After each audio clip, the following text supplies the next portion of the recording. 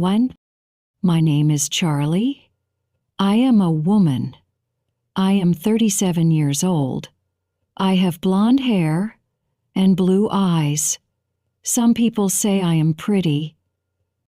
I work as a professor. I teach economics at a big college. I like my job very much. My students are young. They have a lot of energy. My life is usually very quiet. I go to work every day. After work, I come home. I read books. I have some friends, but I am not dating anyone. I am single. Sometimes I feel a little lonely in my quiet life. This semester, a new student came into my economics class. His name is Mike. He is very young. He is only 19 years old. He has dark hair and a nice smile. He always sits in a chair near the front of the room. Mike is a clever student. He understands economics well. He asks good questions about the lessons. But sometimes I see him looking at me. He looks at me when I am teaching. He looks at me when I am writing on the board. It is a different way of looking. It is not like how the other students look at me. It is a look I notice. 2. After class, Mike often stayed. Other students left quickly, but Mike waited. He always had something to say to me. It was usually about the lesson, but sometimes it was more. He would look at me and smile. "Professor Charlie," he said one afternoon, "your lecture today was really interesting. You explained things very well." His eyes looked friendly when he said this. Another time he said, "You look very nice today, Professor. I like that color on you." He said it quietly, and I felt my face get warm. I was surprised by his words. He was my student. He was only 19 years old. My mind started to think. "Charlie, be careful," I told myself. "This is not right." He was too young for me, and I was his professor. There was a rule about this. It was wrong to have these kinds of talks. When he tried to talk about things that were not economics, I tried to stop him. "Mike," I would say, making my voice sound strong, "do you have a question about the lesson? We should talk about economics." I wanted to be professional. I needed to set a clear line. I told him, "My personal life is my own, Mike, and yours is yours." I tried to show him that our talks must only be about college and lessons. I tried to push away the strange feeling his words gave me, but it was difficult. A small part of me felt a little bit happy when he said nice things. It had been a long time since someone paid me this kind of attention. It felt nice to be noticed. But I knew it was a bad idea. I knew I had to be strong. I had to be careful. He was my student, and that was the most important thing. I tried hard to remember this every time he stayed after class. 3. A holiday away. I tried very hard to be a good professor. When Mike talked to me, I only talked about economics. I said things like, "Do you have a question about the lesson, Mike?" I did not want to talk about other things. He was my student, and I was his teacher. This was very important. I knew it was wrong to think about him in a different way. I told myself this many times. "Charlie, be careful. I thought, he is much too young for you. This is not right." I tried to keep a professional distance between us. I did not want any problems at work. My job as a professor was very important to me. It was my life. But Mike continued to look at me in a special way. He continued to smile at me after class. He sometimes said nice things, but I tried not to listen to them. It was difficult to ignore him completely. A small part of me, deep inside, felt a little happy when he paid attention to me like that. It had been a very long time since someone looked at me with such interest. It felt nice to feel noticed again. But I knew it was not right for a teacher and a student. I pushed the feeling away.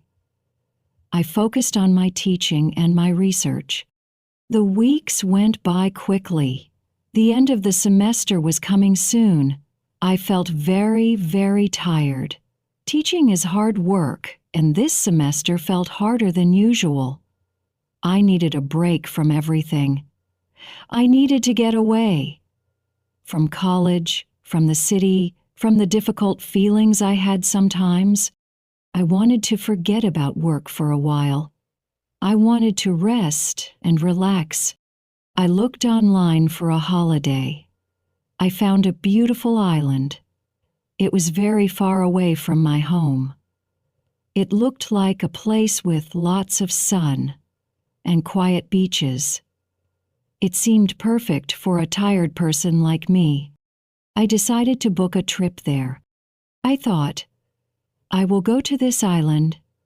I will sit on the beach under the sun. I will read books and listen to the sea. I will swim in the warm water. I will not think about work. I will not think about college. I will not think about students. I will not think about money. I packed my bag slowly. I felt ready for the holiday. I needed the sun and the peace very much. I hoped the trip would help me forget about everything difficult and just feel calm. I just needed a simple holiday away from my normal life. I looked forward to leaving the city and flying to the warm, sunny island.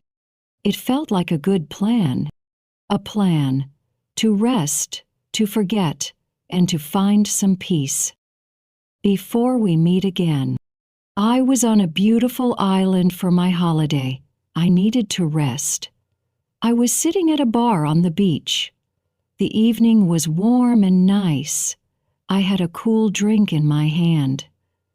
The sound of the sea was quiet. There was soft music. I felt very relaxed and far away from my normal life at college. Suddenly, I heard a voice. It called my name. Charlie, Professor Charlie? I turned around quickly. My eyes went wide with surprise. Standing there was Mike, my student from college. He was with some friends. I could not believe it. Mike was here, on this small island, at the same time as me. It seemed impossible. Mike walked towards me. He had that smile he used in class. "Hello, Professor Charlie," he said. "This is amazing. What are you doing here?" I said, "Hello, Mike. I am on holiday." He stopped near my table. His friends were watching. "Wow," he said again. "Meeting you here. It's a crazy surprise." "Yes," I agreed. "A very big surprise," Brian said. Then he asked, Charlie, please, can I buy you a drink?" I thought about it for a moment. We were not at college now. We were on holiday, far away. "Okay, Mike," I said. "Thank you. Just one drink." Mike went to the bar. He came back with a drink and sat with me. His friends went to sit somewhere else. We started talking. We had one drink. Then we had a second drink. Then a third. We did not talk about economics, my job, or college rules. We talked about our lives. We talked about our dreams and our favorite things. Mike told me funny stories and made me laugh a lot. I felt like a different person.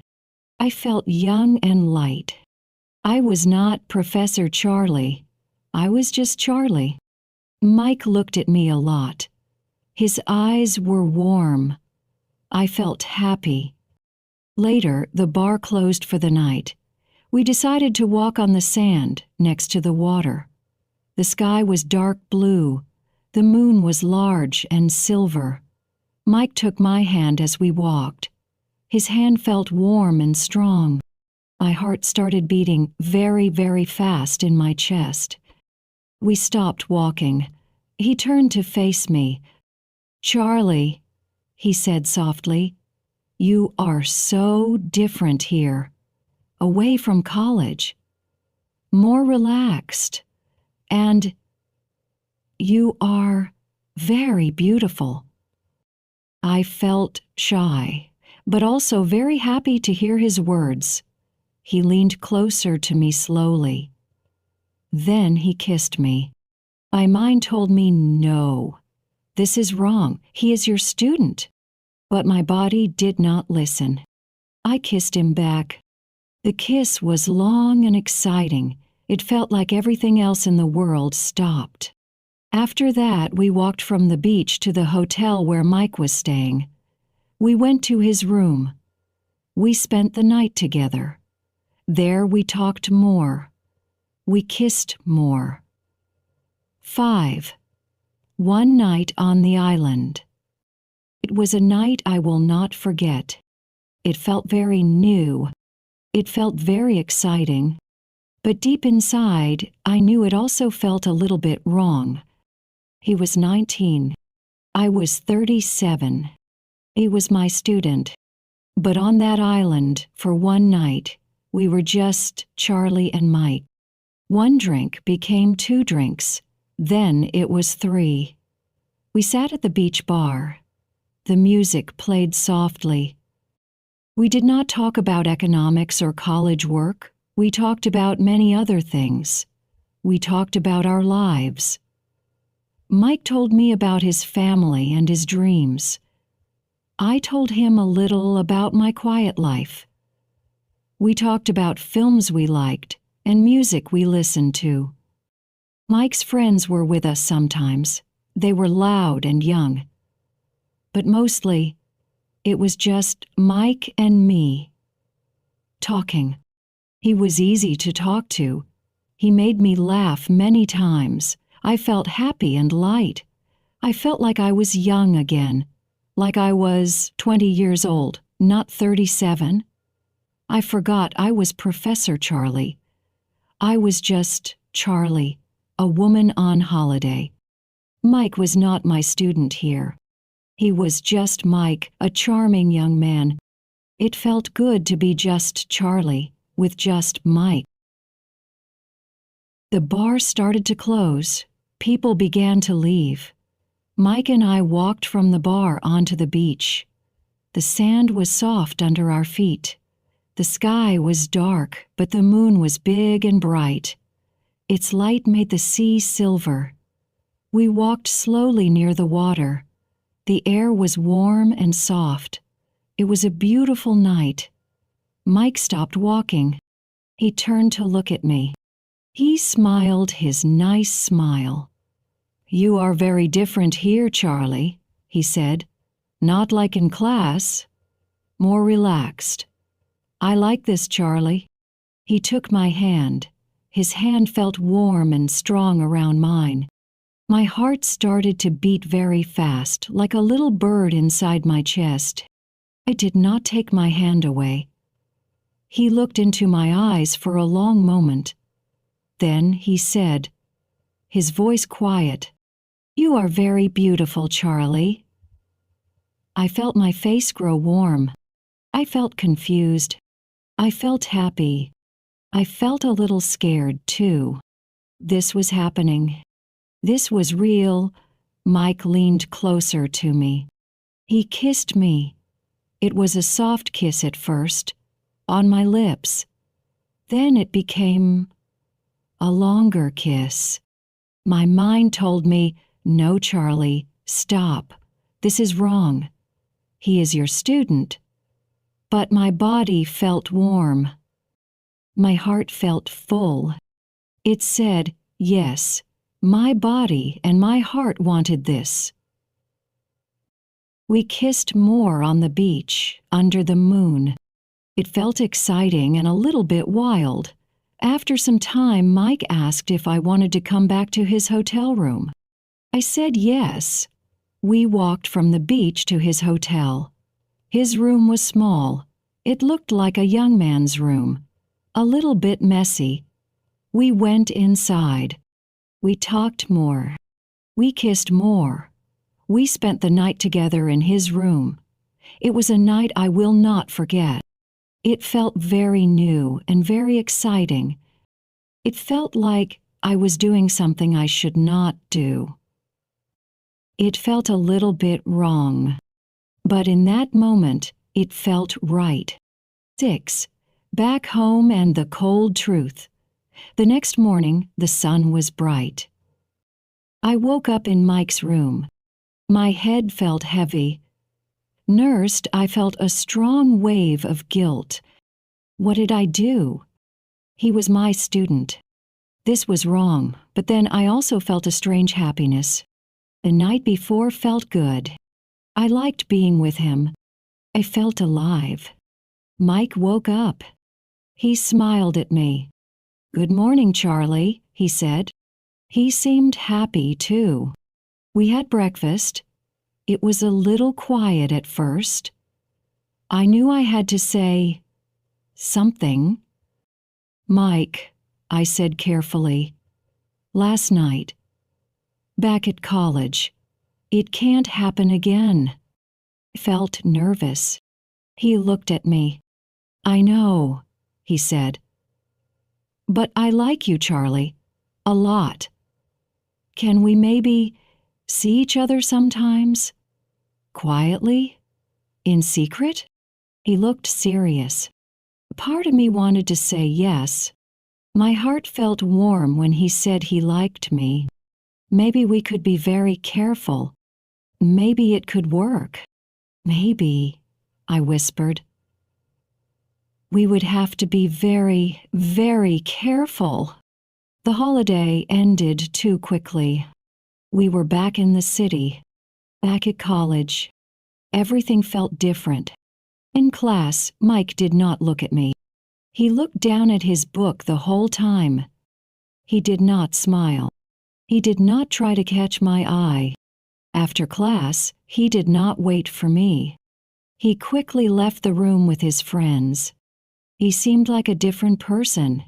He was the student again, and I was the professor. But he was cold. I felt confused and hurt. Why was he acting like this? I sent him a text message. "Hi, Mike. Are you okay?